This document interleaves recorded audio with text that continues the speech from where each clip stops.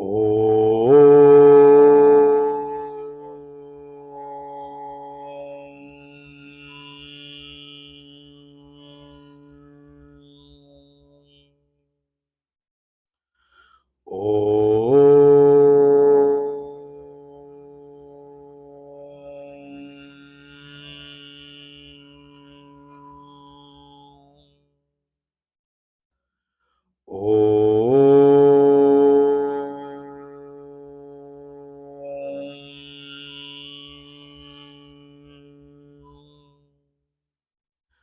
ओम श्री गणेशाय नमः। ओम श्री सरस्वत्यै नमः। ओम श्री गुरुभ्यो नमः। सच्चिदानंद रूपाय विश्वोत्पत्त्यादिहेतवे तापत्रय विनाशाय श्रीकृष्णाय वयं नुमः। श्रीकृष्णाय वयं नुमः। वसुदेवसुतं देवं कंसचाणूरमर्दनं देवकी परमानन्दं कृष्णं वन्दे जगद्गुरुं। कृष्णं वन्दे जगद्गुरुं। मूकं करोति वाचालं पङ्गुं लङ्घयते गिरिं यत्कृपातमहं वन्दे परमानन्दमाधवं। परमानन्दमाधवं परमानन्दमाधवम्। ॐ वाङ्मे मनसि प्रतिष्ठिता मनो मे वाचि प्रतिष्ठितम् आविराविर्म एधि वेदस्य म आणिस्थः श्रुतं मे मा प्रहासीः अनेनाधीतेन अहोरात्रान् संदधामि ऋतं वदिष्यामि सत्यं वदिष्यामि तन्माम् अवतु तद्वक्तारमवतु अवतु माम् अवतु वक्तारमवतु वक्तारम्। ओम शांति शांति शांतिः। सदाशिवसमारम्भां शङ्कराचार्यमध्यमाम् अस्मदाचार्यपर्यन्तां वन्दे गुरुपरम्परां। श्रुतिस्मृतिपुराणानाम् आलयं करुणालयं नमामि भगवत्पाद शङ्करं लोकशङ्करं। शङ्करं शङ्कराचार्यं केशवं बादरायणं सूत्रभाष्यकृतौ वन्दे भगवन्तौ पुनः पुनः। ईश्वरो गुरुरात्मेति मूर्तिभेदविभागिने व्योमवद्व्याप्तदेहाय श्रीदक्षिणामूर्तये नमः। श्रीदक्षिणामूर्तये नमः। श्रीदक्षिणामूर्तये नमः। श्री कृष्ण गोविंद हरे मुरारे हे नाथ नारायण वासुदेवा जिह्वे पिबस्वामृतमेतदेव गोविंद दामोदर माधवेति। हे कृष्ण हे यादव हे सखेति। हे कृष्ण हे यादव हे सखेति। हे कृष्ण हे यादव हे सखेति। Narayan Narayan Narayan Narayan. On the third day of Sharad Navratra 2024, first of all, I would like to wish all our listeners a very, very happy and auspicious Navratra. Today, on the third day, we are worshipping Mother Shakti Devi as Chandraghanta. So I'll chant one shloka in obedience to Mother before we start the session. पिंड प्रजवरारूढ़ा चंडकोपास्त्रकैर्युता प्रसादं तनुते मह्यं Chandraghanteti Vishruta. Shakti. Verse number 61, where we left last time. I'll read the verse first, then read the Bhashya, and then we'll go into the meaning from where we left in the last session. Verse 61. Tani sarvani samyamya yukta asita matparaha vashe hi yasyendriyani tasya prajna pratisthita. Tani sarvani samyamya yukta asita matparaha vashe hi yasyendriyani tasya prajna pratisthita. Bhagwan Shankaracharya ji's bhashya on this verse. तानि सर्वाणि संयम्य संयमनं वशीकरणं कृत्वा युक्तः समाहितः सन् आसीत् मत्परः अहं वासुदेवः सर्वप्रत्यगात्मा परो यस्य स मत्परो न अन्यः अहं तस्माद् इति आसीत् इत्यर्थः. एवम् आसीनस्य यतेः वशे हि यस्य इन्द्रियाणि वर्तन्ते अभ्यास बलात् तस्य प्रज्ञा प्रतिष्ठिता. So we saw this verse in its literal meaning in the last session. I'll read out the literal meaning for you, as in I'll say the literal meaning for you before we move on and go further into it. Bhagwan says, Tani sarvani samyamya yukta asita matparaha. Having controlled all your senses, having restrained all your senses, you should sit steadfast, completely devoted in me or intent on me. And Bhagwan says, such a person, his wisdom is steady, whose senses are completely under control. Vashehi yasyendriyani tasya prajna pratisthita. And as we saw in the verses till now, when Bhagwan started to talk about the verses for self-control, well, in the topic of self-control, which was Bhagwan was explaining till now, in this verse, Bhagwan is trying to give a final declaration, final advice to us, or I would say, Bhagwan is concluding his teaching on the subject of self-control. So that's why you will see in the 58th verse also, and in this verse also, the last line, almost the last half of the verse almost sounds the same. In the 58th verse, Bhagwan said, Indriyani indriyarthebhyah tasya prajna pratisthita. And here Bhagwan says, Vashehi yasyendriyani tasya prajna pratisthita. So just remember, the 58th verse was Bhagwan was actually taking a vow that he was giving us a direction. He was giving us an advice in terms of what we should do. It was the initial start of advice which Bhagwan gave, and we call it Pratignya Vakya, a vow statement that this is what I want you all to work towards. And in this verse, Bhagwan is doing Upasamhar, conclusion of that teaching, or Nigaman of that teaching. He is giving a final conclusion of that teaching, that what does he expect in terms of a final thing from us. So the vow statement or the goal statement and the concluding statement are actually supposed to be the same only, right? That's why 58th verse, the last half, and in this particular verse, the last half is almost the same. 61st verse, the last half is almost the same. And that's why you will see that Bhagwan is not giving in two different statements. There is the same thing Bhagwan is trying to give it here. 58th and 61 is the same, and the same thing Bhagwan is going to conclude towards the end of this chapter in the 68th verse also. So 58, 61 and 68, it's like similar to each other.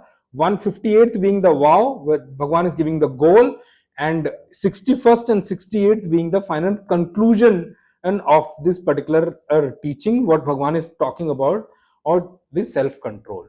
Now, as I told you, Bhagwan has given 11 verses about the self-control.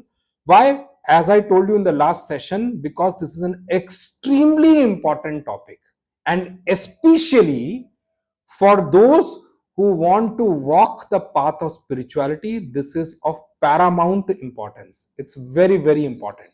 And I also told you in the last couple of podcasts that For even somebody wants to be successful in any arena in life, these verses of self control are equally important for that person also, who want to give his life for a particular achievement, particular thing we want to achieve in terms of success. So every successful person you will see who have been successful, whose name is in the history also, they all must have gone through this exercise of what you call that, practicing self control, so to say. So, since this is such an important topic, that's why Bhagwan is giving so much emphasis on that topic. And he wants us to understand that self control is a very, very important topic for all of us. And I'll explain you when I read certain portions of Gurudev's commentary from Holy Gita also, that what Puja Gurudev points out, that if we, I'm just touching in base where I'll talk about that in detail when I go to that particular line. And Puja Gurudev says it very clearly and brings out that we have got a human body, but we are yet to become human. So the journey from the animal instincts which we have acquired over the past many, many lives, so to say, we have lived upon, to control them is what is actually carving out us as a human being. So, I use one word very clearly, and I said it in one of the forums also, that we have just got a human body. We are yet to become human. We have not, everybody who's got a human body is not behaving like human out there. Many of them are worse than animals also, they're behaving like that. So how can they even qualify to be called as a human being? The purpose we got this human body is that with this human body we must utilize, and which I very highlightingly I say that word, which is the vertical growth we call about. Vertical, we're coming from, I do not know which vertical downfall we are coming from. Vertical growth means what? We have to grow from evolution to evolution. We have to evolve from our state, right? So we may have lived life of instinctive life, maybe as animals also in the past, doesn't matter. Those tendencies, those instincts may be within us, but controlling that is what will actually be called as a human being. So becoming human means what? Becoming human means that we are able to contribute, we are able to control. We are not controlled by our instincts. We are in control of our instincts. We are not controlled or ran by our mind. We are in control of our mind. And such a good day to talk about. But when I was reading the verse of Ma Chandraghanta today, it is said that she is who's Ma Chandraghanta, the one who is seated on a lion. Lion means what? It is an aggressive animal who is in control of that. Seated means what? Is in complete control of that animal. That is what self-control is all about. I would use this as, I should thank God that there have been, some episode delays also, but there are other ways to look at those episode delays also. The first 3 days of Navratras are basically actually controlling our negativities. These are the days of Ma Kali. In the Navratras, the 9 days of Navratras, first 3 days are, the worship is done for or Mother Kali. That's one way to look at it. Of course, Devi has got different forms on each days, but the first day, 3 days are of Mother Kali. Mother Kali means what? Controlling or exercising complete control over negative tendencies. And what is the topic going on, which in Bhagavad Gita Bhagavan Krishna is taken up the topic? Self-control. Self-control means what? Controlling our negative tendencies only. We are all a bundle of negative and positive both. But the problem happens is when negative tendencies or negativities in us actually overpower us and positivities get suppressed. What we need to do, what is vertical growth all about? Bringing out our positive qualities and let positive qualities become the highlight, and the negative qualities, even though they are there, they remain redundant or they lose their power to control us. That's what this worship of Mother Kali is all about. The first 3 days is actually entire worship, entire Navratri Vrata is also about controlling our negative tendencies, our negativities, so that we are able to carve out in such a way that we can become human. So, as I say, all these kind of tendencies reside in us. Mother Kali's worship helps us control over or these negative tendencies. That's why the picture of Mother Kali, you will see she's wearing a mundmal. Mundmal means is a garland of heads. Heads means what? The head of all the negativities. Every negativity's head is cut and she hangs as a garland. It's an ornament for her. And the next 3 days after Mother Kali's worship, once we have controlled the negativities, is the worship of Mother Lakshmi. Mother Lakshmi is actually about nurturing positive qualities. It's about bringing out positive qualities, developing positive qualities, working on them, nurturing on them, developing them, blossoming them. And the last 3 days is Mother Saraswati, which is actually, once these things, negativities are controlled and positive qualities have been imbibed, have been developed, that's when we become prepared to grasp the subtle subject of spirituality, or we are able to retain something called knowledge. And that's why the last 3 days are worshipped as Mother Saraswati. See, Navratra has its own meaning actually. So we need to understand that. Of course, Devi has 9 forms in those. Like first is Shail Putri, second, yesterday was Brahmacharani, today is Chandraghanta, tomorrow it's Kushmanda. It goes like that. Definitely, that there are different forms of development cycle of how Mother had manifested for us to worship. But the one way to see Navratra is, first 3 days is Mahakali, to control our negativities, which is all about self-control. The next 3 days about is nurturing positive qualities or imbibing positive qualities. And the last 3 days is about gaining wisdom, gaining knowledge, and not just gaining some book knowledge and keeping it there, which is not useful for us. Also, forget about being useful for others. Gaining knowledge which is useful for us also, and there are many who can follow this and actually come out from where they are, can help themselves to grow, they can help themselves to actually develop as a good human being. That is what entire spiritual knowledge and entire Navratras is all about. So Bhagwan is laying so much emphasis on this topic here, because this is a very, very important topic for all of us to know, especially spiritual seekers. It is of paramount importance that self-control is a must if you really want to contribute towards your own spiritual growth. Forget about, I'm not telling you to become a contributor for or others also. That will happen automatically. That's not the purpose of gaining spirituality. Spirituality is first for you. So if you really want to gain from it, we all must make it a habit to practice some aspect of self-control day by day. And what is Bhagwan saying? Why is Bhagwan laying so much of emphasis on it? A man who does not have self-control, or does not have control, or is living a life which is completely uncontrolled about his senses, for such a man, Bhagwan brought up in the last verse, 60th verse, as Indriyani Pramathini, Prasavam Manaha. And his Prasabam Manaha means a mind, or the knowledge or the wisdom which is there existent in the person, that also, because of the churning of senses with the sense objects, this churning of senses, what it will do is that wisdom is completely kidnapped or stolen, and even though it existed in that person. That is what is meant by Prasabam Manaha. A mind which is effulgent mind, which was complete in obedience with the knowledge which was gained, even that mind and gets completely kidnapped for that one who has been actually putting effort. Yatataha hyapi, those ones who have been practicing, not for a non-practicing person Bhagwan is talking about. And that's why we cannot be careless about the factor of self-control. And Bhagwan in this verse is highlighting this thing. Arjun, how should your self-control be? Tani sarvani samyamya. Oh Arjuna, you have to work towards, or give practice what? Sarvani samyamya, controlling all your senses, not one or two.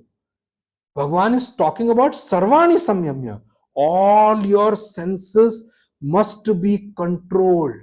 That without your instruction, without your permission, they cannot go outside and entangle with the objects. They cannot go outside and get associated without your permission. You have to be in complete control of that. Those all the senses is what Bhagwan is talking about. What does he mean by this? What does he want to drive as a message for all of us? That all of us must spend some time of the day or some time alone with us, doing nothing but introspection of ourselves. Don't do this mistake that you're sitting in introspection and trying to analyze others. How did that person behave? How did this person behave? It is of no use to you. Rather, you are going to waste your time. And I'll tell you one negative aspect of that. By thinking on others negativities, there is a very high possibility that you will adopt those negativities which you are thinking about. Anyway, in the next two verses which Bhagwan brings about, 62 and 63, where Bhagwan elaborates upon the ladder of fall, I'll bring out at that point in time. The next two verses, I'm going to read it together also. Anyway, so Bhagwan says that all of us must sit down diligently and do something called introspection. And introspection, that's one thing we should all take up as a immediate thing in our calendar, is that every day, if not every day, at least every couple of days, you must sit down for introspection. See, I'll tell you one thing very honestly, okay? In corporate life, when you're going to grow into senior roles, no, you have something called, or when you start a day, you have things already set in. But it more important than that is, how do you end your day? So end of the day, when in the senior roles especially, what they do is they try to summarize the day, how it went. What are the things which ought to be done which got missed out, and what are the things which could have been done better, and all those things, which is kind of an introspection only. But more than that, that sum up of a day actually helps try to open up the next day. What you sum up in the previous day, that is there fresh in your memory. The next day, what all you missed out, there you start with that really helps if you want to be a high performer in your job. Anyway, so Bhagwan says that this introspection is first thing which we all must take up. The second thing which comes out of this message of Bhagwan is that if it is possible, we should be in touch with those people, constantly in touch or in association with those people who we respect in our life, who we have faith towards, and who has got so much power in our life that once he or she stops us from doing something, we definitely give it a careful thought, and we get inspired to actually improve when that person stops us. If we have such a person in our life, we must make an effort to be associated with such people. That's the second thing which we need to do. uh, and even in the first point which Bhagwan said in the introspection, which is in Hindi we call it atma nirikshan. We should constantly, what do we need to do introspect also? Let me just bring back the first point also. One is, I told you the second portion, that we should be associated with good people. Well, the first portion, when we say introspection, then the next question people may ask, tell us how to do introspection. What do we need to do introspection about? So in introspection, what do we need to see is, when we sit down carefully with us, we must carefully look at which are the sides or which are the aspects of my personality which are weak. Why I'm saying this? Remember what Bhagwan, I'm trying to which what Bhagwan is saying in this particular verse in 61. And Bhagwan is saying tani sarvani samyamya. You, Arjun, you need to exercise self-control on all your senses. When he says sarvani samyamya, he's talking about all the senses. That means before any outsider knows, I should know my weak aspects, I should know my weak sides of personality, I should know my weak sides of behavior. If before me somebody else knows, the world is waiting to take advantage of us, by the way. Okay, if somebody else knows, and God forbid that person is not a well-wisher of us, he will definitely use our weakness. Don't let your weakness be a point for somebody else to take advantage of. Your weakness should be actually only between you, and should also be something which, if you have a guru in life, sit down with guru to help you introspect. Sit down with guru to talk about weaker things of your life and how you should improve. If you do not have everything in you know yourself, always falling back upon a guru is definitely helpful. So we must see which are the sides and which are the aspects of mine, and which are weak in nature, which are actually really to be talking about, it's not powerful at all, it's actually powerless in nature. They're the weak aspects of my personality. Why I should identify them? Because if I identify them only, then only I can start to work upon them. When I say weak aspects, I can give you some pointers to think about. Weak aspects means I should look at those aspects of my life which are not moral in nature, which are not allowed as per my duty, but I'm actually spending time on them, I'm actually interested in them, which are, the second part of it is that, which are not completely guided by the scriptures, which are not completely allowed for me by the scriptures. What are those aspects? And why? Because as I should see this way, which are those aspects which are actually creating trouble for me in my life? They are giving trouble to me. On those aspects I should give careful attention, I should pay attention to them. And those aspects are the one where I need to focus upon, to actually exercise more control. I must actually need to make effort towards that direction. A man can improve only when, and first of all, he has identified those negative aspects, or the or weak aspects of his life, or those aspects which are, so to say, not moral in nature, so to say, may not be immoral completely but not moral also completely, and those which are actually not allowed to me by my scriptures also. That's one way. Second way to actually improve, a man to improve, is when that man starts to sit among those people who are good natured, good charactered. I will use the word those people. When he starts to sit or starts to associate with those people, he or she starts to associate with those people who are cultured, susanskrit, who are actually well mannered, whose behavior in the society is also good. So sabya people, those people who are thinkers, these three kind of people, if you can try to associate with, trust me, that association is definitely going to pay you. It is definitely going to benefit you in life.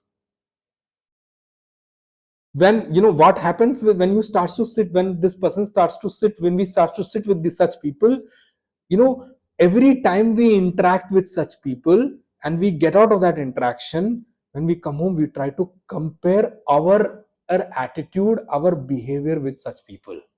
We try to see, where was I okay, where do I have scope for improvement. That's why I'm telling you honestly, if you are a seeker, or it is highly advised to you, who I will give you as a very high advice on this point, it's highly advisable to you that you must make an effort to constantly do satsang. Do means attend satsang.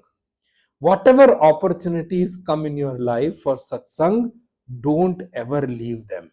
Those are the things which are actually going to contribute towards your development, contribute towards your evolution.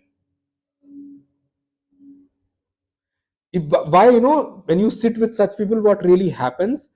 If you sit with your kind of people, let me just tell you the other side of it also, why it is important to sit with people who are cultured, who are well mannered, who are thinkers. Why it is important? Why can't I sit with people who are like me? Generally we tend to mingle with people who are like us, right? We are all searching for like minded, is what the word which we use in English. If the problem with that is, there is no there is, I'm not stopping you from completely disengaging from them. You have to engage with such people in your work life also, and many things also. You can't completely disengage with them, but I'm saying your effort should be to engage with people who are who are actually cultured, well mannered, who are thinkers. And if they are like gurus and all, trust me, it's the most beneficial for you. What happens when you sit with your kind of people or like-minded people, so to say? If when you sit with like-minded people, how will you know, oh, which are your or sides which are wrong? How will you know what you're doing wrong if you're sitting with like-minded people? I'm just giving you an example. A person who is into drinking would want to associate with people who drink, right?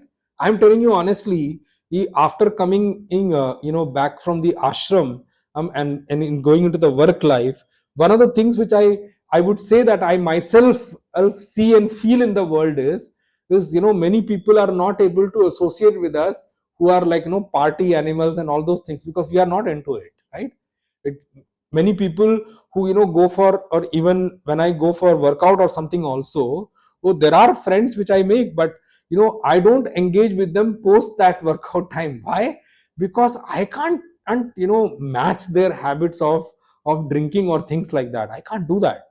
That doesn't suit me also, and doesn't interest me also, by the way.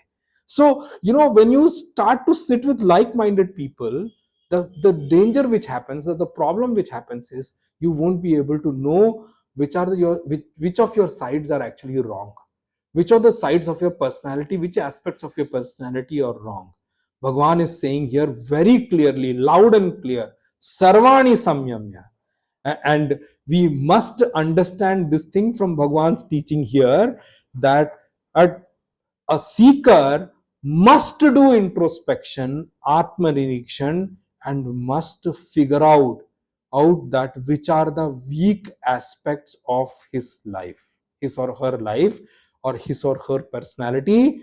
And those sides which are weak, those are the sides where the seeker must exercise self-control or work upon controlling those sides.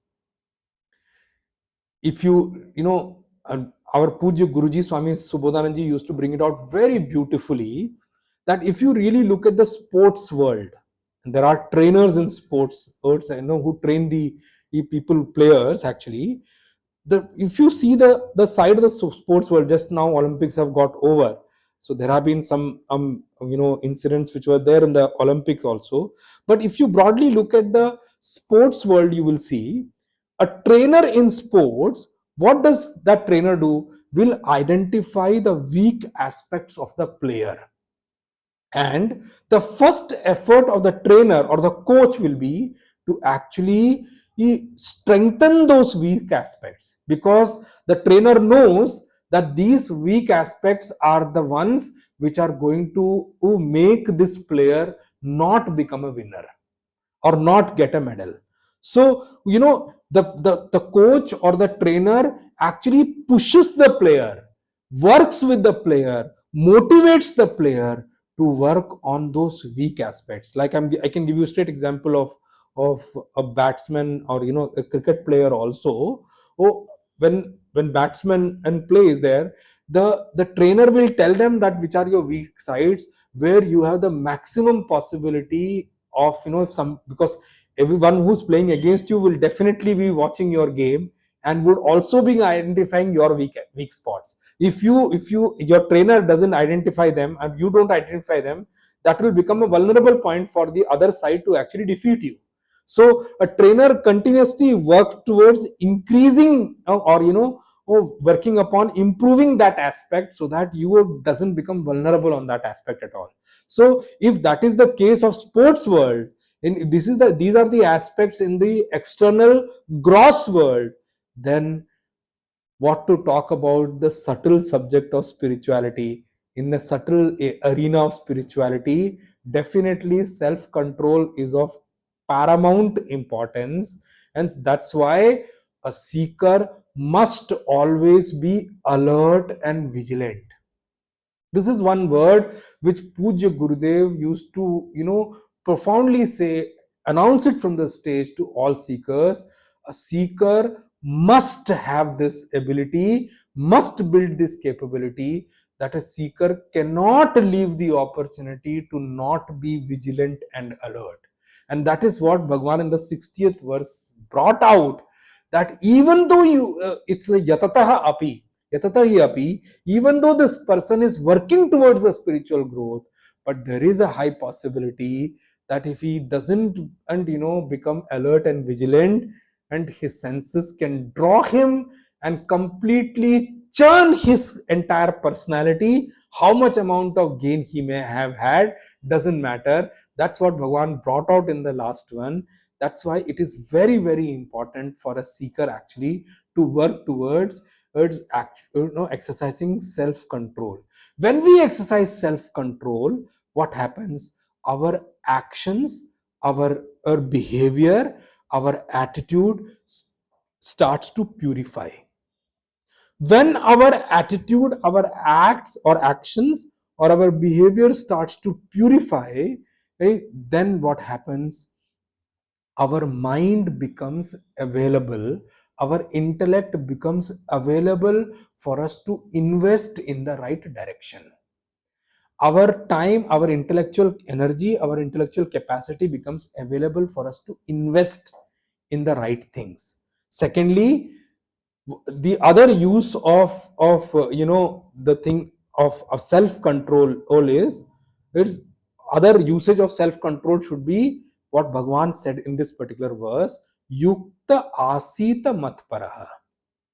This should be the second objective, second thing coming out of self control, that we should convert our life into being devoted towards God. We call in Hindi and Sanskrit Prabhu Parayan Jivan. Our life should be a devotion towards God. Our every act should be an offering unto the lotus feet of God. This is something which should keep increasing day by day in our life. Now, mat paraha, let me just pick up that word. Bhagwan Shankaracharya ji is also explained here. Mat paraha actually means when our goal in life becomes God, or our ultimate objective in life becomes God. Means every endeavor in our life becomes a stepping stone to reach God.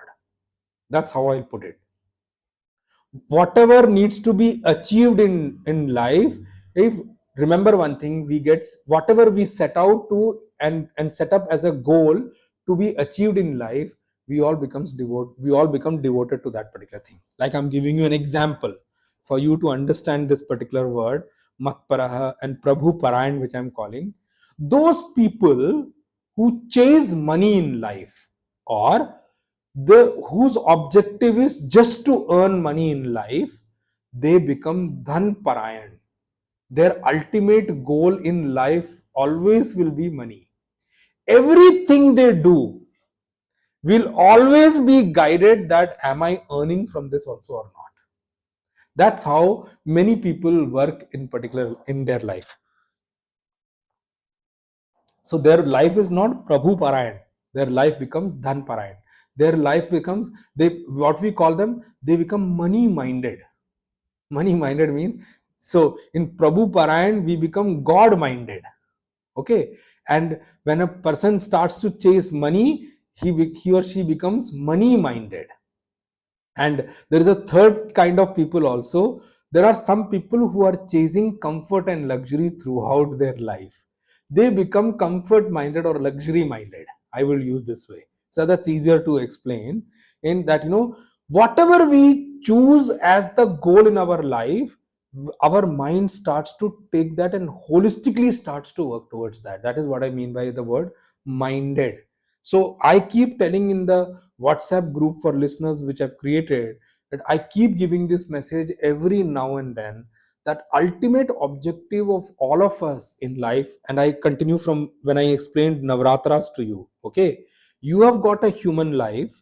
If you are yet to become human, so the minimum you can do with this particular life is at least convert your negative or control your negative tendencies, control your animalistic vasanas, control your animalistic tendencies, and at least carve out yourself as human.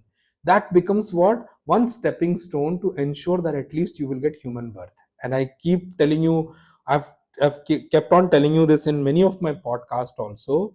Please mark this word of our scriptures, and it is applicable to everyone in this creation, whether they believe in Sanatan scriptures also or not, the rule and law is applicable to everyone. What is the law?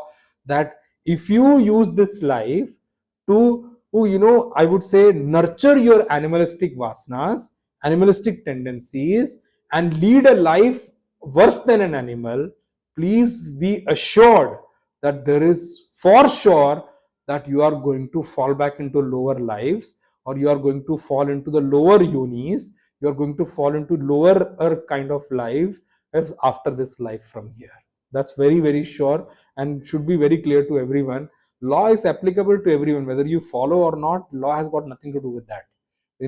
Just like I skip or I jump a red light, and when I'm caught, I say I don't believe or accept your law. I'm sorry, that has got nothing to do with us at all. Law is applicable to you whether you believe it or not. If you believe it, it's good for you, you can control. If you don't believe it, it's good for you either, you just see it yourself. So Bhagwan says we need to, that's why I kept on telling you, in spiritual life we must remember our choice is of utmost importance. God is so beautiful, he works in such a beautiful way, which we sometimes in our life we don't do that also. God has given us complete freedom. You have, man, I have given you a life, you can choose to make it or you can choose to drown it. It's completely up to you. Don't come and blame me. I gave you opportunity. I create opportunity for you. I have created opportunity for you to grow also, but there are ample opportunities for you to fall also. Because this world has got all kinds of people. Don't come back and tell, then why did God create such things? I'm sorry. You need to understand this world belongs to everyone. There are lower level people also, there are medium level people also, there are higher level people also. There are enough things available for all kinds of people in this world. Nobody has dearth of anything in this world. Even if you just, the only point is where you want to go. What is your choice in life? Your choice will decide where you will grow and where you will reach at the end of your life. Your choice will decide whether you go down or whether you go up. That is absolute freedom by Paramatma. He's given complete freedom to us. He doesn't stop us from anything. Yes, if we go to him, he will surely guide us, but he will not come and stop you every now and then. Remember one thing, even if we have people in our own family also, many times where are we able to give freedom to them? We don't understand, they are different personalities, but are we able to give freedom to everyone? No. But God works so beautifully, such vast creation, everything belongs to him, but still he has given every freedom to everyone. It is for us to decide where we want to go. We have to choose where we want to go. We have to choose what we want to achieve. The danger with being in money minded is, for you then even there is no relation also, there is nothing at all. Everything will be measured according to money. If you become comfort and luxury minded, the problem is your chase will be only after that. You will do nothing for your evolution. And remember, more comfort and more luxury does not mean your evolution. That is your prarabdha. Please understand that well. Don't think these days, sometimes this wrong thought has gone into the people. I am successful if I earn more money. So what? You are more or disastrous than others, those who are not even earning money sometimes. Are you at peace? Money is not the measurement of your success. Money comes to you according to your prarabdha. Prarabdha is going to be there in this particular life. After that, what happens to you? But it will completely depend, what do you do with that money? Are you able to invest something in you? Are you able to invest something in your punya? Are you able to invest something in your evolution? Are you able to invest something in your growth? Or are you spending everything in your comfort and luxury? Or are you spending everything in making more? Making more and do what? Where will you take that? There is another currency which runs after this life, and the currency which goes with you life after life is only punya. If you have earned a lot of money in your life that had done nothing for punya, I would say your life have been disastrous. So what if you did attend so much comfort and luxury in your life? It's only for this small period of life, right? What will you do afterwards? So Bhagwan says it is utmost important for a seeker to understand what he has chosen in life as a goal. His or her life must have goal of attaining God. Comfort and luxury are only intermediary things. Money is also intermediary. It cannot be ultimate. Money can never be ultimate thing for you. As I told you in one of the things also, that used to be an ad, not everything can be bought by money. And I've given an example in my Delhi satsang also, when I spoke about. It's there on the podcast, you can listen to them. So Bhagwan says for a seeker, it is must that seeker must keep the ideal of God as the ultimate objective and goal in one's life. And Bhagwan Bhashyakar, Bhagwan Shankaracharya ji has done such a beautiful meaning of the word matpara here, the mat word here. He says, Aham Vasudevah Sarva Pratyagatma. Says, is, oh, what do you mean that this is what the meaning of ultimate, what do you call that, reality or supreme consciousness in Vedanta is all about. Bhagwan says, Aham Vasudevah. What? Bhagwan Vasudev, me as Vasudev, Bhagwan Krishna is saying me Vasudev, is no one but your or complete self itself. It's your own self. I am seated within you as your own self. Aham Vasudeva Sarva Pratyagatma. Who am I? I am the one Vasudeva who is sitting in everyone as his self, as his soul, as his Atma. And in Vedant, that is the actual definition of God in Vedant. Sarva Pratyagatma, that's the definition of God in Vedant. Paro Yasya, Bhagwan Shankaracharya says, Paro Yasya Samatparaha, means one who chooses that as the ultimate goal. Paro Yasya, the one who chooses that as his ultimate goal in life. Param, the one who chooses that and who understands or who selects that as the ultimate thing in life, that there is nothing above God. God is the ultimate. Everything below that is only under him. The one who leads a life considering him as the ultimate is what is meant by Paro Yasya here. And a seeker's thought process must be this, when he is the self of all, that means he is the self of me also, right? He's not different from me, and that's what is mentioned by Bhagwan Shankaracharya ji also. Aham Vasudevah Sarva Pratyagatma Paro Yasya Sa Matparah Na Anyah Aham Tasmad Iti. He means I am also not different from him.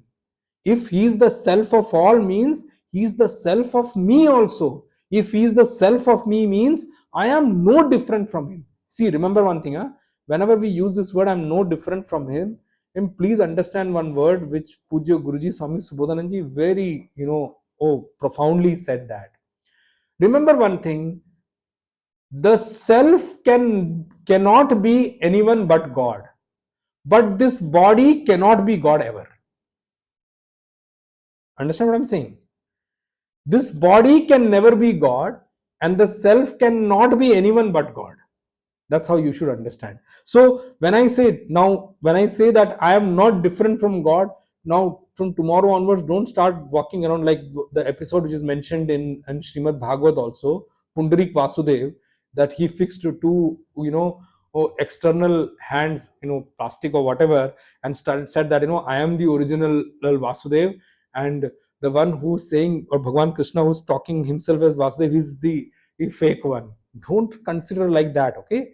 You need to understand the deeper and subtler meaning of this, that the self seated within me, because of whom I am functioning, that is no one but God. But am I really devoted to him? No, I'm running and chasing after the world and worldly things. And world and worldly things are a small manifestation of God, but in actual form, he's seated within me. I am no different from him. Myself is the self of all and is no one but the supreme consciousness alone. I am not different from him. Means what? I am nothing without him. That's the actual meaning I want to derive it. I have no entity without him. I am not even there without him. I am alive, talking, kicking, speaking. Why? Because he's seated in me as my own self. When he's no different and from me, then my objective should be what? That my only objective in life should be merge into him. That is my ultimate goal in life. I want to merge in him. That is my ultimate goal, and that because of that goal in life, I do self control. I do all the kind of efforts in sadhana, and that's what Bhagavan says. Tani sarvani samyamya. And what is the sadhana? What is the effort of us? Wherever I see that I have faults, wherever I see that I am wrong, wherever I see that I'm not in the right direction, I make a concentrated effort to correct it. And this is the challenge to a seeker. This is the challenge in front of every seeker. And then Bhagavan says, Yukta Asit.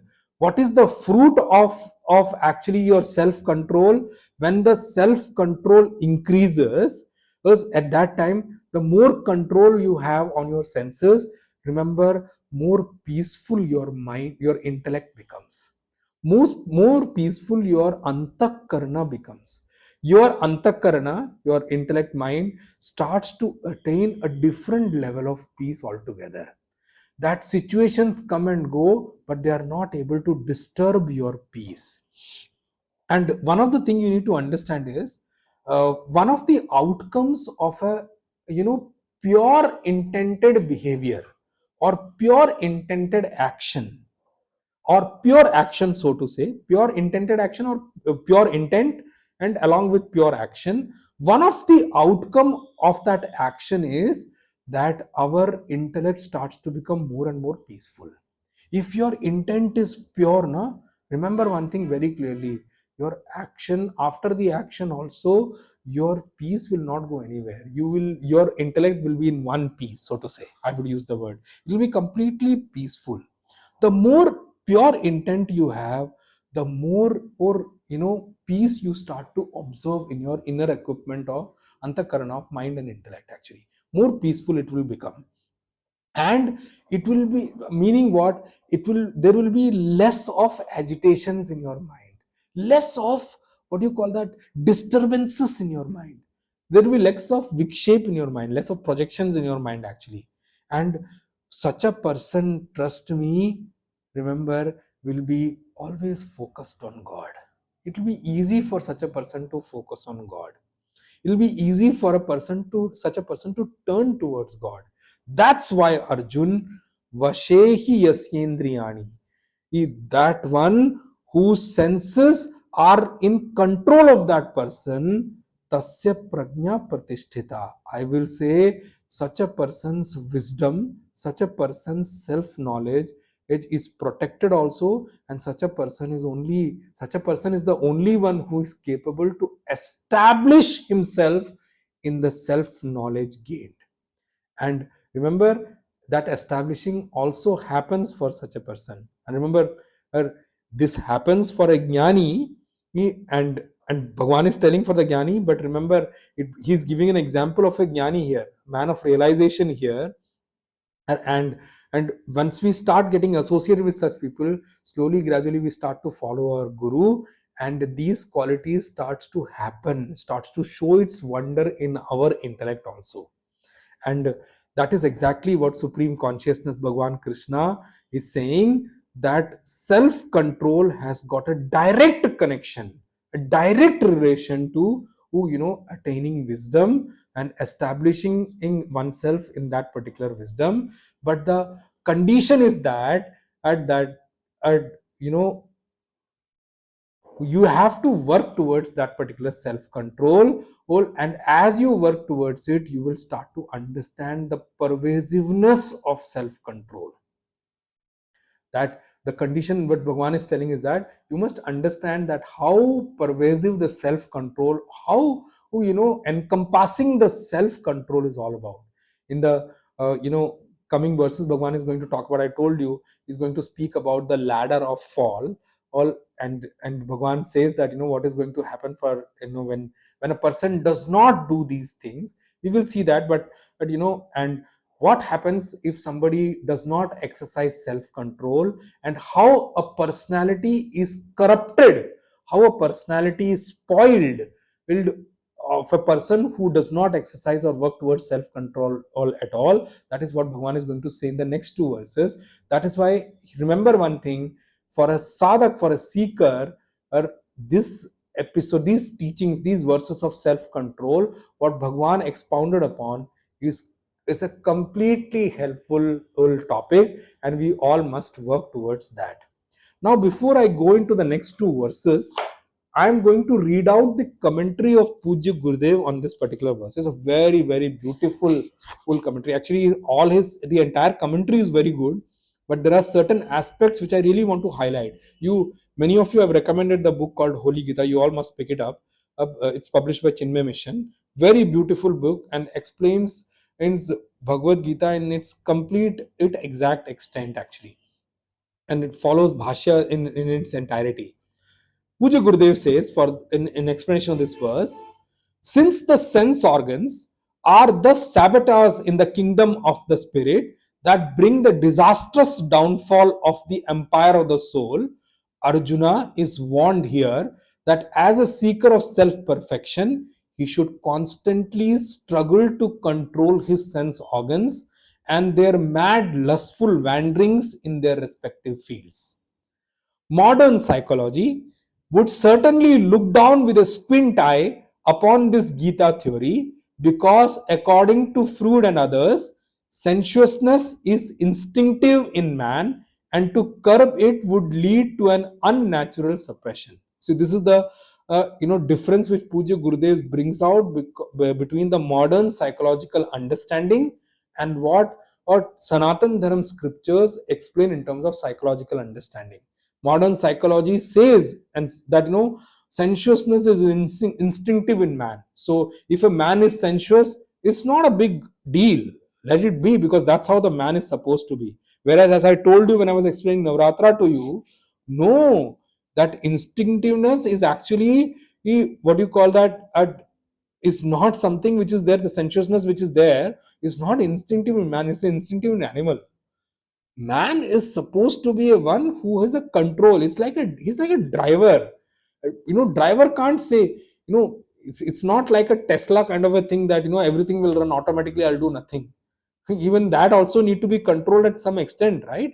So we need to have full control of our life. It's not that life is controlling us.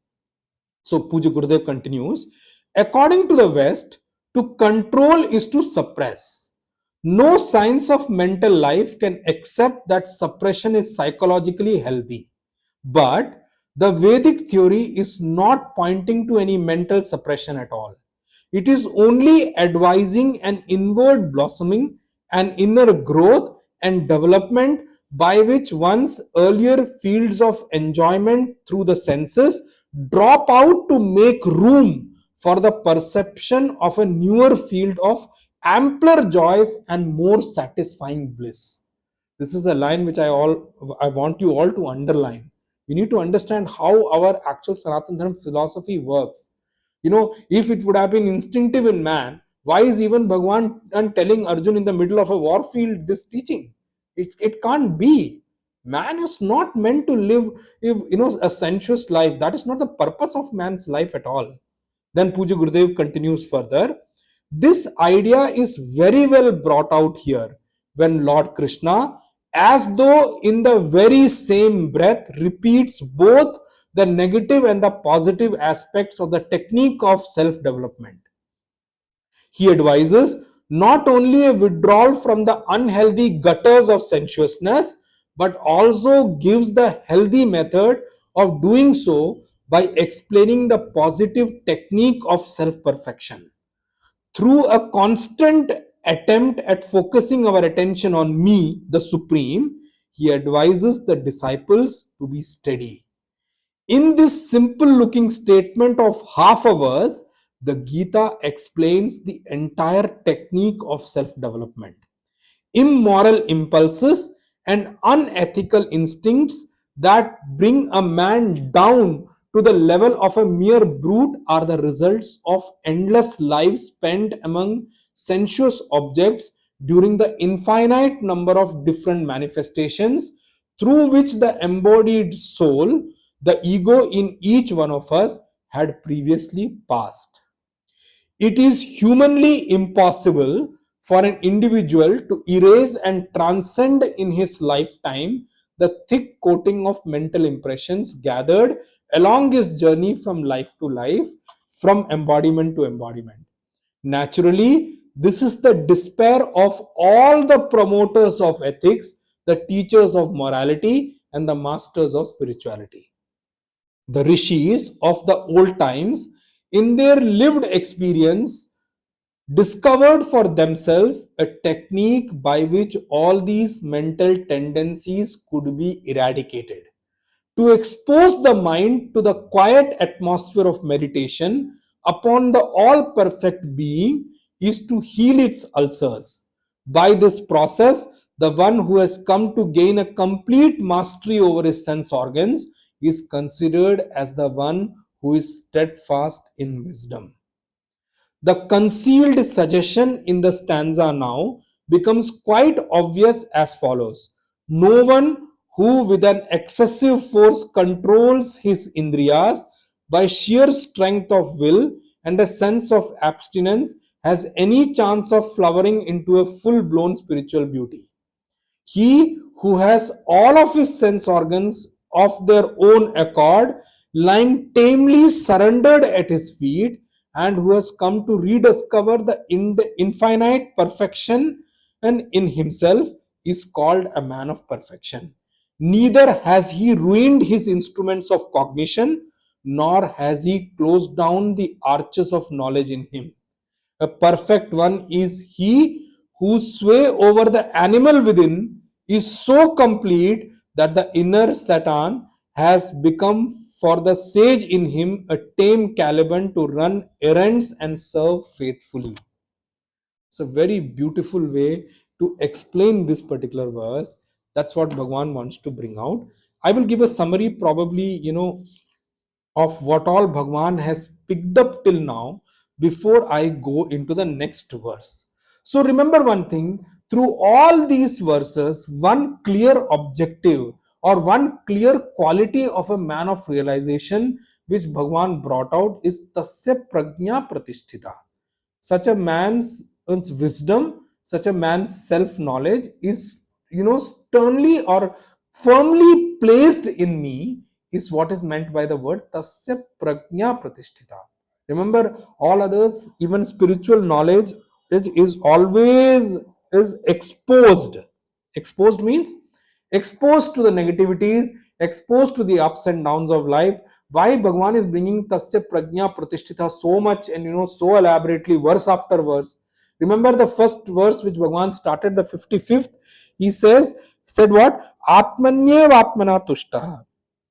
Is completely contented and fulfilled in the self, by the self, all the time. I'm so to say. So, from the self, so to say. So, from there, Bhagwan brought out the different qualities which are externally seen by us in terms of behavior and all those things. And then he elaborated upon self control. He said self control is one of the doorway for you to attain in self knowledge and the perfection which is required in terms of establishing oneself in that particular knowledge. And what is one Bhagwan want to say? Initially, the self control may be effortful. Now remember this point I wanted to bring out before I go into the next verses, when Bhagwan talks about the ladder of fall, or what happens to a man who is not having any kind of self control at all. Before I bring out that, let me just bring out the key aspects Bhagwan is saying here. Initially, the self control is definitely going to be effortful, is going to be out of effort. And Later on, once you exercise self control or practice it for a longer period of time, what is going to happen to you? This self control is going to become a part of your nature. It's going to become natural to you. It's going to become sahaj to you.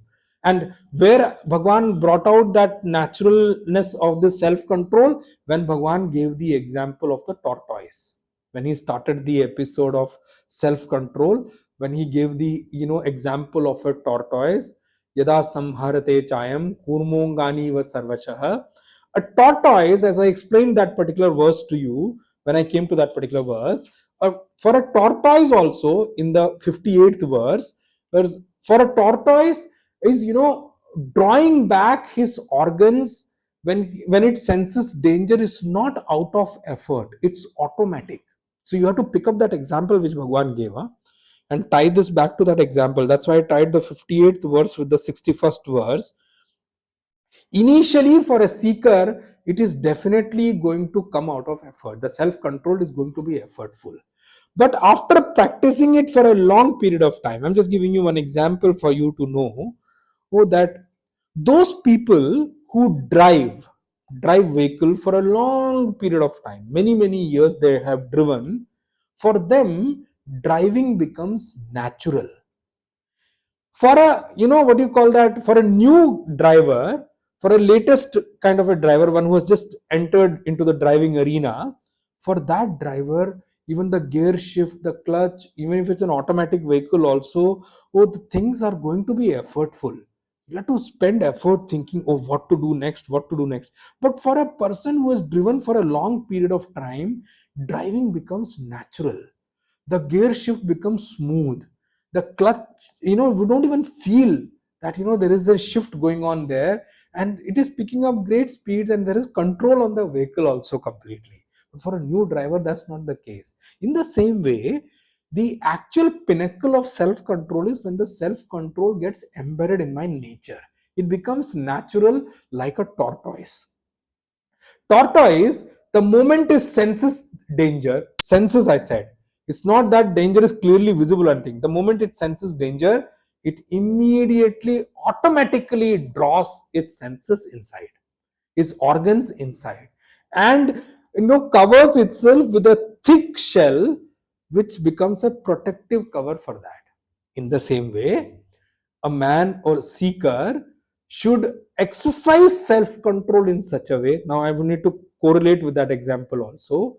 And what is the thick shell or abode for such a self control, or the seeker who's trying to do a self control or making effort towards self control? The thick shell for that person will be that the moment it sees danger, it sees that something is going to happen, or my senses are going to get swayed, he draws his senses, and sits at the lap of Bhagwan, sits at the lotus feet of God. That is what is drawing the senses. And I'm tying back to that example I told you. That was the vow statement or the declaration which Bhagwan gave. This is what you need to achieve. And then he did a conclusion of his teachings in the 61st verse. So the actual pinnacle of self-control is that when we can call that you become siddha in self-control, is when this self-control becomes so much practiced that it becomes part of your nature. It becomes automatic for you. It becomes so easy that it's completely effort free. That is when you've achieved a siddhi of self control, that it comes natural to you. Means what? There is no effort required. It completely free of effort. But it is not that you have to think and then act or something. It's natural to you. That is what is meant by that it comes automatically. Like I'm giving you, what do you mean by you have to make effort towards it? Now let me explain you what is a natural reaction. If someone insults you, for example, if someone insults you, anger is something which is natural. Do you have to make effort for getting angry? It's natural, right? In the same way, as anger is natural when an an incident of insult happens to you outside, the same way self control becomes natural for the seeker whenever anything is sensed outside in terms of things which are going to hamper his or her spiritual progress. Remember, the only point you need to remember is it's a long period of effort. Purposively I use the word long period of effort. Some people start saying that, I practiced it for 1 week, it's not coming naturally. Who told you it will come in natural 1 week? You have been in that kind of an attitude, that kind of a behavior which has become natural to you over many lives. So how do you think these new qualities will become natural to you in a week's time or 10 days or a month? That is where we lack vision actually in completely, in entirety. So Bhagwan says that after a long period of practice, is this becomes something which becomes a natural, instinctively driven, natural tendency of this person. This becomes part of the nature. Uh, and that becomes his what? His way to act in the world. It becomes how he walk in the world. It's become his actual attitude. It becomes his actual nature in the world. So you need to remember, when it becomes natural means without effort, it automatically starts manifesting whenever it is required. When one adapts such kind of a lifestyle, when one chooses such kind of values in life, if and we one practices this over a period of time, these values, these kind of tendencies in life, these kind of attitudes in life starts to become natural in there. Many a times, a question comes from the seekers also, who starts to walk towards the spiritual path. Many times seekers ask this question, that many things you say in spirituality seems to be completely unnatural or not natural at all. It seems that it's not something which is possible. It seems that, is it really technically feasible for somebody to do like that? But remember one thing, yes, spirituality, whatever it teaches, is definitely something which is doable, definitely something which is achievable. Spirituality will never give you something, a goal or anything which is non-achievable in nature. It doesn't want you to exhaust yourself achieving nothing. Spirituality is never going to do that in actual sense. And remember, those things which are natural to someone actually are unnatural for some others, or not natural for some others. Unnatural I can say, not natural I can say. And for some people, those which are unnatural for or actual sense becomes natural for those people. That's the way it works actually. For some people, will natural things looks and feels unnatural, and whereas as for some people, unnatural things looks natural for actual some people. That's how people have actually developed their habits, so to say. So, natural and unnatural is a definition in terms of our own evolution process. So, we can't and say that there is one common definition of natural and unnatural. For that only, we have to depend on scriptures to tell us what is natural and what is unnatural. The way we understand the meaning of natural is what? Those things for which we don't need to make a resolve, or don't need to put an effort towards. Those things can be called as natural.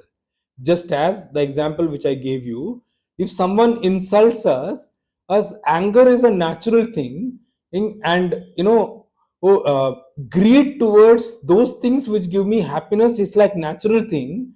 In uh, desire to gain something or achieve something is natural thing. But everyone's desire for achieving things is not in the same manner, not in the same what do you call that, in the same force. It's not in the same force at all the desire for achieving things. In the same way, anger also, if someone insults, everyone's anger is not equal, right? Everyone's quantum of anger is different. Everyone's quantum of desire is different. Everyone's quantum of even if something gives happiness, as if we have greed which is natural, well, greed's quantum is also different from person to person. And in the same way, For a person who is, what do you call that, angry young man, so to say, in that word, who has the habit of becoming angry on everything, in for such a person, and you know, having mental peace is something which is not natural at all, which is completely unnatural.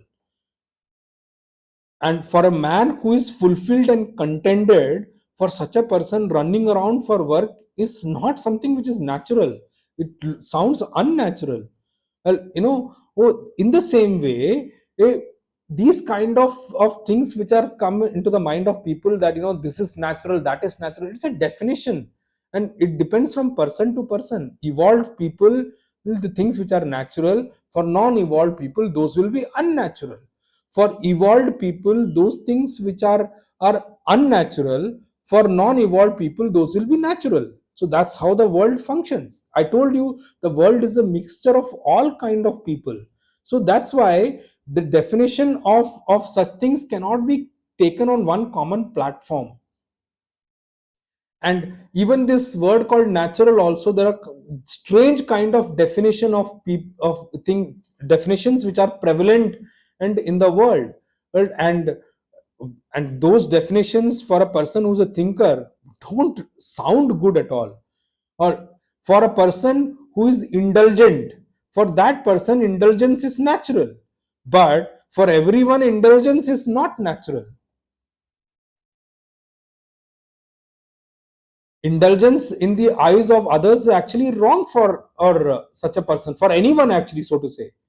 Eh, and for a person who's indulgent, and indulgent people, for him, if you teach him or her that, you know, oh, you should would have self control, restraint, stop from it, for that restraint seems to be unnatural for such a indulgent person. So that's why that indulgent person doesn't see it to be wrong. And if you really think, this word called natural and unnatural, in its definition is not easy. Whatever becomes the habit of one person, that becomes natural for that person. And for some people, you know, quietude or peace is something which is natural in him. How can you are so peaceful in such adverse situations also? Oh, and for someone, being agitated and aggressive is natural for someone, but that's not something, that's not a common benchmark for people to know. I know one case is which someone told me. Somebody gained spirituality so much that he used to come for spiritual satsang so much, and that lady's husband died. When the husband died, it, you know, she did not show so much of remorse, so to say, like any other person shows. So her parents went and asked her, are you okay? They thought that her mental stability has gone.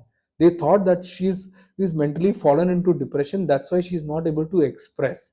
But they don't know that, you know, she was not at peace, not agitated. Why? Because she has gone into other arena altogether. She came in and spoke to us, and spoke to Guruji, and said to Guruji that, you know, Guruji, where am I wrong? Guruji said, don't worry, world cannot give you certificate of whether you are right or wrong. Guru can give you, scripture can give you. If according to scripture you are right, you don't need to worry about it. And remember, our nature has not come from God. It's not come from God's house. It's not come from a loka. Uh, and and our nature has not come from our mother also, mother and father also, so to say. Nature is something which we have manufactured, we have established in us. We have to take onus for our own nature. If that is something which we have manufactured, tell me something honestly, isn't that something which we can change also, if we really make an effort? So we need to understand, nature is something which we have cultivated. It's not come from God. It is not come from our mother and father also. It is something which we have cultivated. And that thing we have cultivated, which we see as cultivated, it's cultivated means what? Some in this life, some in past life. And if that is the one, the only option we have is that to be introspective for ourselves and see which nature cultivated by us is worthy of keeping, and which are worthy to be deleted, which are worthy to be given up. And we must think which are the nature of ours which we must make an effort to give up, and which are the in nature or which I need to work upon to cultivate in me, which I don't have currently. Those things we must think, we must have to think about. What are the new things to be learned, and which may seem not natural for me today, but over a period of time with my consistent practice, that will also become natural for me, that will also become inherent part of my nature, that will also become part of my a character, so to say. For one who is a non-indulgent, the one who is peaceful, meaning that remaining non-indulgent, remaining peaceful, remaining in one who puts effort daily consistently to do meditation and all, or doing shravan and manan. Shravan means listening to scriptures, and manan means reflecting upon scriptures, because those things are some things which are positive uh, result giving for us in life. If and we must make an effort to adapt or cultivate those qualities in us. We must adapt to become satsangi. Satsangi means going and attending satsangs. These are things which we must desire for. Attaining these things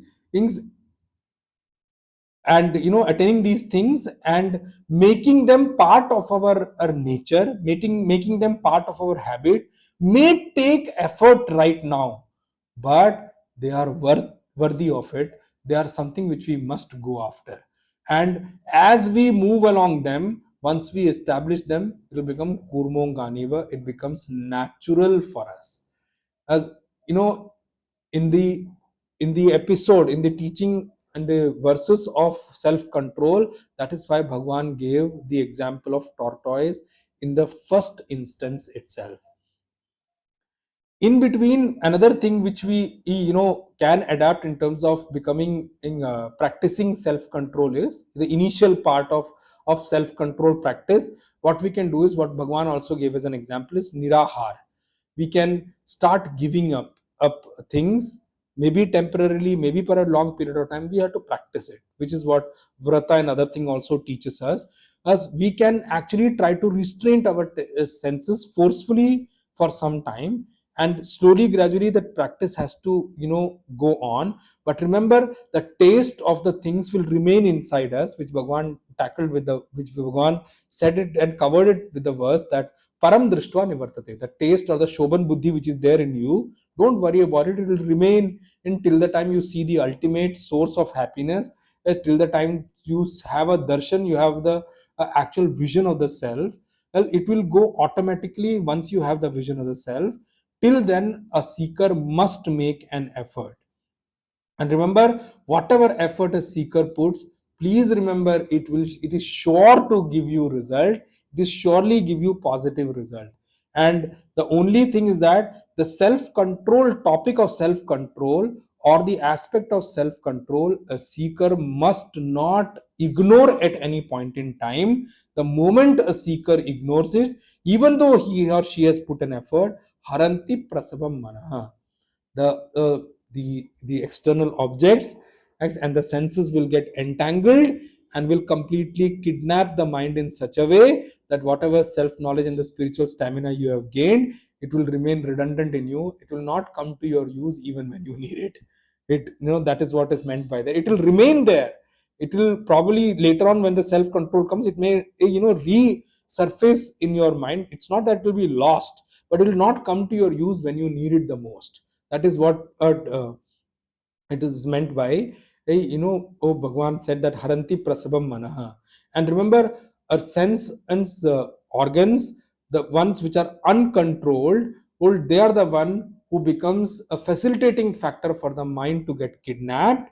And the moment the mind is kidnapped, mind is not available for us when we want it. And remember, mind is us. Man hi manushya hai. Man hi manushya means mind itself is us, is our personality actually.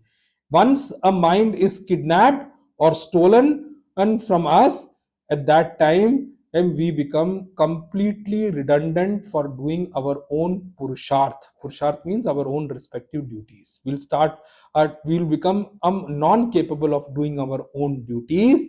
Is as our mind, so is us. If mind is sorrowful, we are sorrowful. If mind is happy, we are happy. If mind wants to know God or has got eagerness to know God, that is when the mind is called jignasu. That means we are jignasu, or we want to know, oh God. The one whose mind is stolen, remember, he's reached a state of having no mind, or I will use the word a paralytic mind, so to say, or a mind and who is not capable to do anything of it on its own. A mind who is actually dependent and on others, so to say, doesn't have its own ability to do. And in the 6th chapter, Bhagwan is going to bring up this is point in the 6th chapter, 6th verse. Anat manastu shatrutve varte tatmaiva shatruvat. And the one whose mind is not in his or her control, he is without the self. He's anatma. Means what? His mind acts for him or her as an enemy would act in that person's life. Shatruvat. Become like a enemy to you if your mind is not in your control. Controlled mind is your friend, and uncontrolled mind is your enemy. That is what Bhagwan is wanting to bring out. And that's why he says, on the subject of self control, never ever lose focus, never ever consider it light, and never ever have laziness towards that thing. That's why Bhagwan said these three things. The first thing is, what is the actual nature of self control? The second is that even after self control, exercising self control, the taste, the good taste or the happiness driving factor which is there in the mind for a particular object, which will remain in, which will go only once the vision of self happens. And the third thing which Bhagwan brought out, highlighted, is that on the topic of self control, a seeker should never be careless, should always be careful. Well, ignoring the topic of self control is going to be disastrous for a seeker. And then in the 61st verse, which we just saw today, Bhagwan gave a conclusion that Arjun, on the one whose senses are not in control, whose senses are in control, is the one who can be is spoken as peaceful, and he is the only one who is capable to turn towards me and reach me and gain me and ultimately achieve me and merge into me. Now we will read the verse 62 and 63 together, because those verses are to be read together. They are actually the ladder of fall given by Bhagwan, that one who is not careful towards the topic of self control, what happens to such a person? How that person falls in life, how that person and spiritual fall happens, is what Bhagwan has explained in the verse number 62 and 63. I'll read both the verses together. I'll take the literal meaning of that verse today, but we will read the detailed meaning in the next session. ध्यायतो विषयान् पुंसः संगस्तेषूपजायते संगात् संजायते कामः कामात् क्रोधोऽभिजायते क्रोधात् भवति सम्मोहः सम्मोहात् स्मृतिविभ्रमः स्मृतिभ्रंशात् बुद्धिनाशः बुद्धिनाशात् प्रणश्यति ध्यायतो विषयान् पुंसः संगस्तेषूपजायते संगात् संजायते कामः कामात् क्रोधोऽभिजायते क्रोधात् भवति सम्मोहः सम्मोहात् स्मृतिविभ्रमः स्मृतिभ्रंशात् बुद्धिनाशः बुद्धिनाशात् प्रणश्यति. Beautiful verse by Bhagwan, explaining how a spiritual fall happens for a seeker when that spiritual seeker loses alertness and vigilance in life. I will read the literal meaning of this verse now, and we'll see the detailed meaning in the next session. How it happens? Dhyayato vishayan punsaha. When a man thinks of objects, sanga teshu pajayate. Attachment for them arises. Sangat sanjayate kamaha. From attachment, desire is born. Kamat krodho bhijayate. From desire arises anger. Krodhat bhavati sammoha. From anger comes delusion. Sammohat smriti vibhramaha. From delusion comes loss of memory. Whatever knowledge you have gained, loss of memory means that. Smriti bhramshat buddhi nashaha. From loss of memory, the destruction of your discriminative capability happens, and buddhi nashat pranashyati. From destruction of the discriminative capability, the man or the person perishes. That's what is the literal meaning of this particular verse. We'll see the detailed meaning in the next session. कायेन वाचा मनसेन्द्रियैर्वा बुद्ध्यात्मना वा प्रकृते स्वभावात् करोमि यद्यत् सकलं परस्मै नारायणायेति समर्पयामि. श्रीमन्नारायणायेति समर्पयामि. ओम पूर्णमदः पूर्णमिदं पूर्णात् पूर्णमुदच्यते पूर्णस्य पूर्णमादाय पूर्णमेवावशिष्यते. ओम शांति शांति शांति. हरि ओम. श्री गुरुभ्यो नमः. हरि ओम. ओम तत्सत्.